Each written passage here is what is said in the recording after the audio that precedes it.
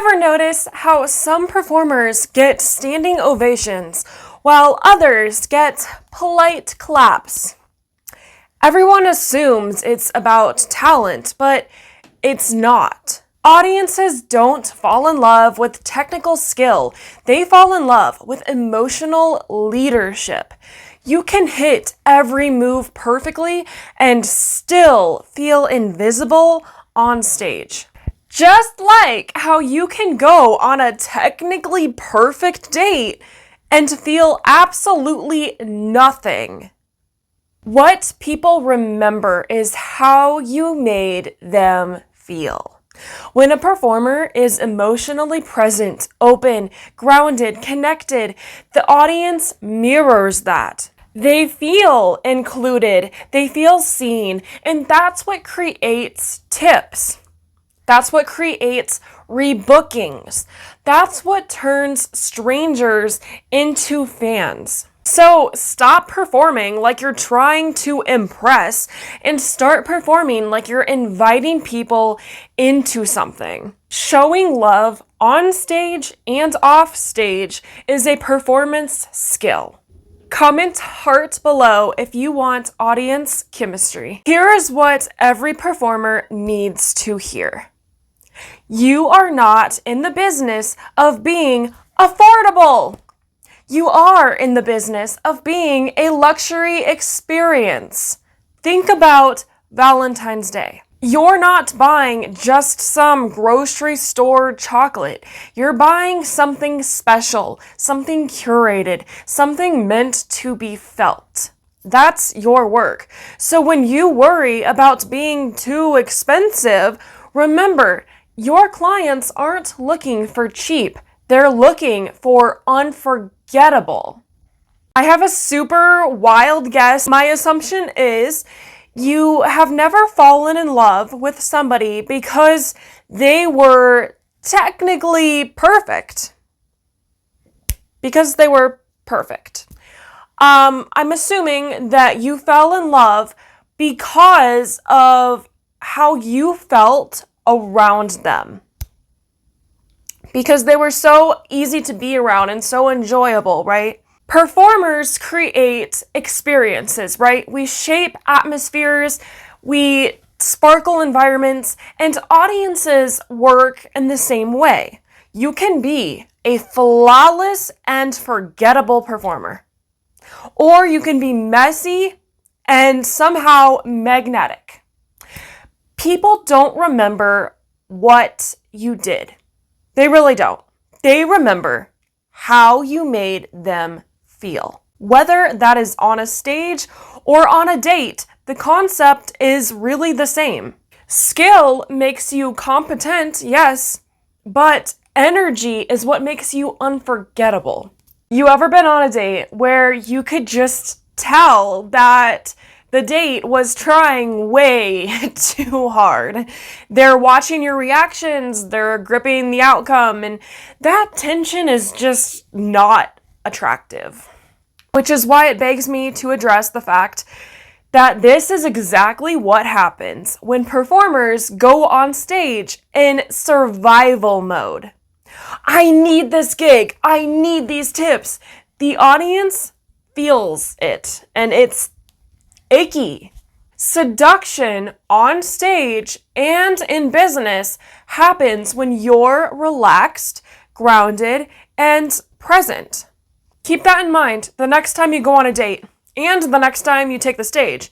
You know what? Just take the stage over the dates, because who needs the date? Unless, of course, that date is the date of the booking, because that's the date that you want to go on. That's the date that you need.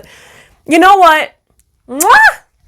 Performers, when you pitch a booker, notice what's happening in your body. I mean, are you curious of if this gig actually fits you? Or are you secretly hoping they'll choose you so that way you can feel wanted? No! What? That's crazy. Those are two very different energies. When you pitch from self-trust, it feels like offering an invitation. But when you pitch from insecurity, it feels like not trying to be abandoned. You sent the email. You're refreshing the inbox. You're replaying what you just wrote. And that's not professional sales. That's anxious energy. That's just wearing a business hat. High-level performers don't pitch to be liked. They pitch to see if there is alignment. As uncomfortable as that might sound right now, why would you want to put yourself in an uncomfortable situation in a gig that you don't actually want to work, rather than approach it from a high level of the comfort of if this is actually somebody you want to work with or not? Here's an uncomfortable truth. You don't need to be everyone's type. You don't need to be universally liked. You do need to be unmistakably you. Trying to be everyone's taste is what is making you forgettable. It smooths out the edges that make people fall in love with your work. And the right bookers, the right venues, the right audiences will feel a yes in their body when they see the authentic you. And that, my darling, that is alignment.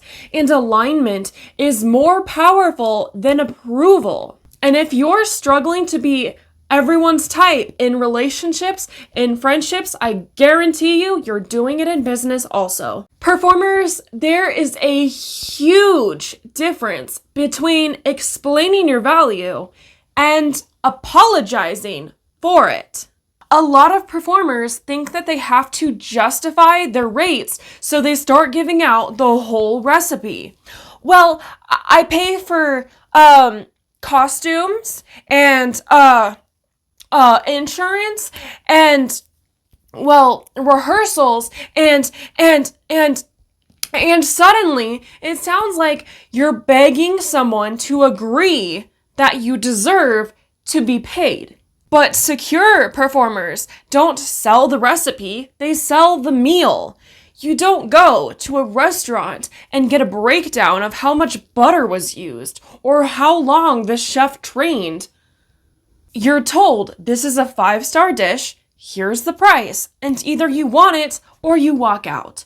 And therein lies the difference between what confidence pricing looks like. Granted, you can educate the booker on the why, but you have to do it in such a way that it doesn't come across needy and instead professional. Because the right clients don't need convincing, they just need clarity. Comment how below if you're interested in the exact pitch to send that keeps it professional and not needy. When someone says you're too much, what they usually mean is you just don't fit what I'm willing to give. Have we not all had an ex tell us this? How true this is in relationships. And also, how true this is in business. Which leads me to, you're not hard to love. You're not hard to love. You might have been told this before, but really what this means is you're just priced for the wrong audience. Some people simply just don't enjoy an experience. Some people would rather sit on the couch eating Cheetos. So why, might you ask, are people not treating you at the standard that you are, which is a luxury, but are instead trying to pull you down and degrade you and make you apologize for being a luxury? You must not be holding yourself at the standard of being a luxury experience. Why might that be? You are doing one of two things wrong, and I can help you fix that with just a few steps. Comment more below if you would like some help with that. Performers, if you tolerate crumbs in your love life, you will tolerate crumbs in your business also. People love to pretend that these are separate, but they are in fact not. Your nervous system doesn't know the difference between a flaky partner and a flaky client. If you chase emotionally unavailable people, you will chase emotionally unavailable bookers. If you stay in one-sided friendships, you will also stay in underpaid gigs.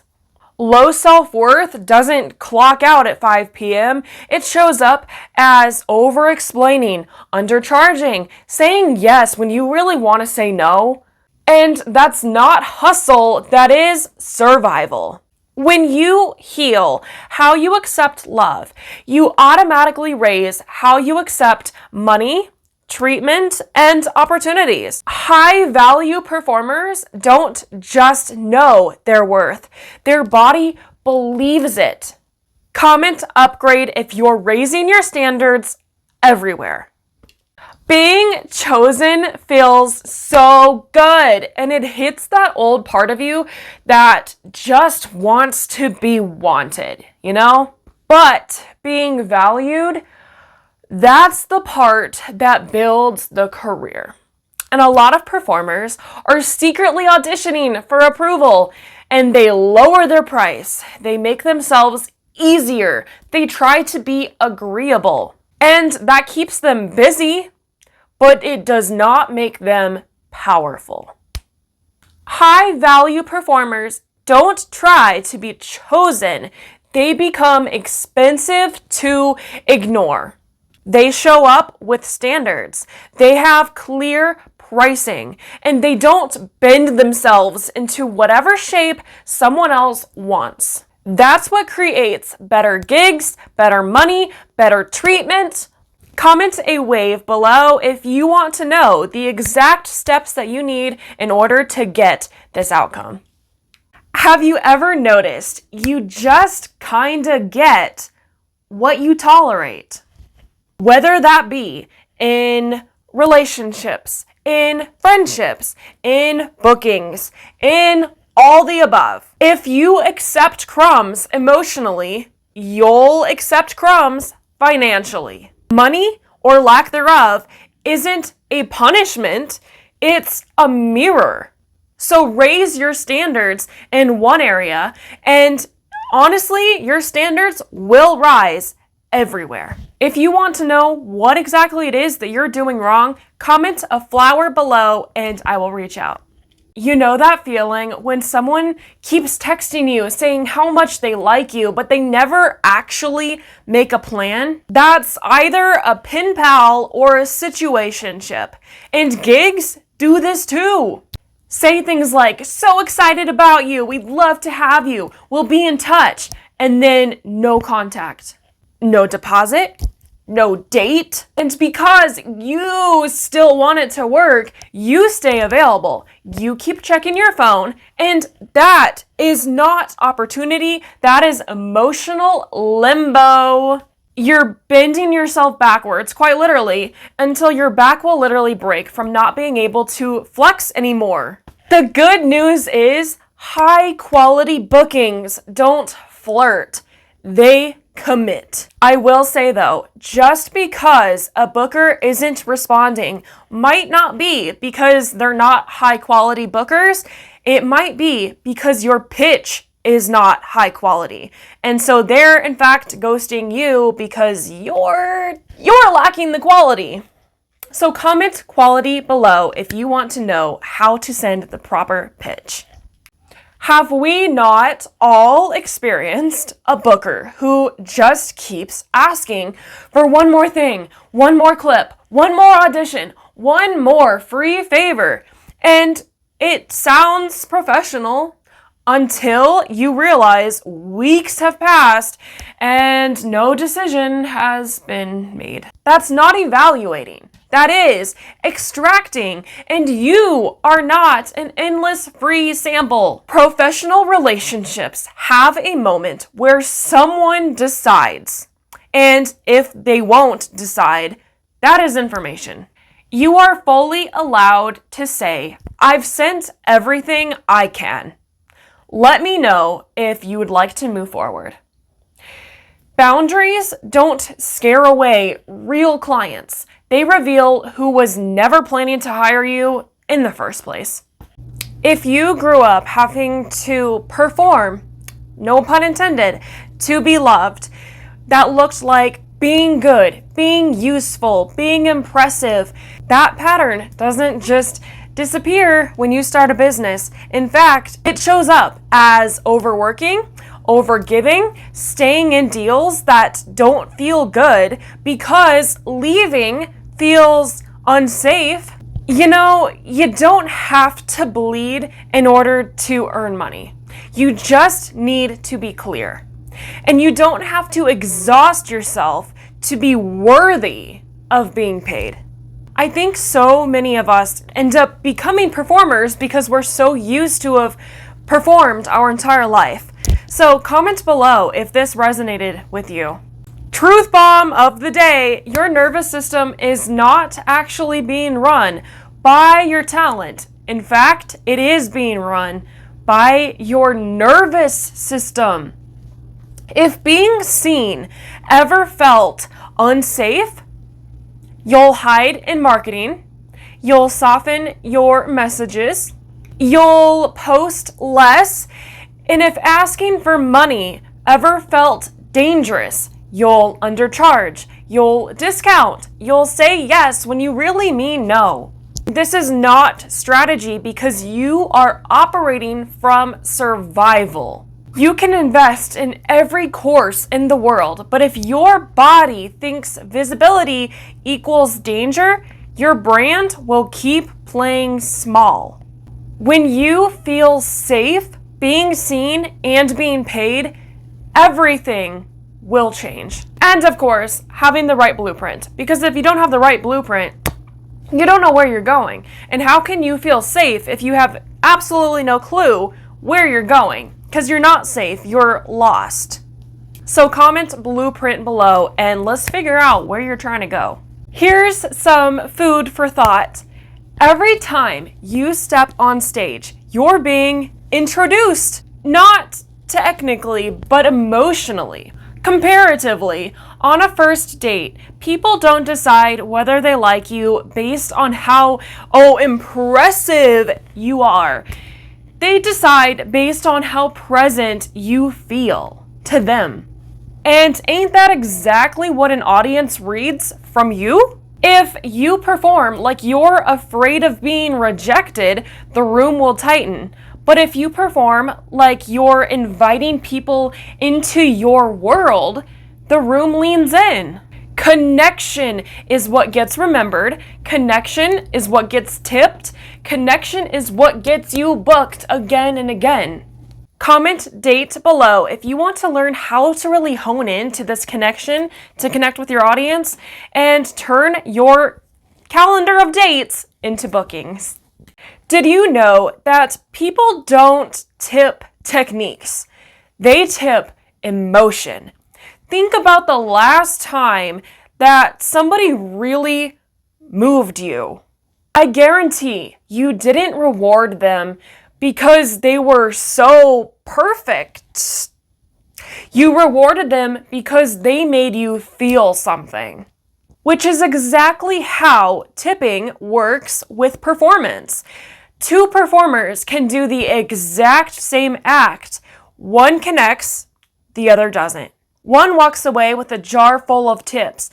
The other walks away with maybe a couple bucks of guilt.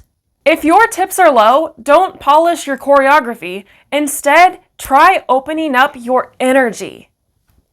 If you fundamentally need to be liked, you'll say yes to everything. You'll lower your price. You'll over-deliver. Having approval feels good, but it doesn't create respect. The performers who get paid the best aren't usually the ones that everyone likes, due to the fact that they are the ones who know their own worth.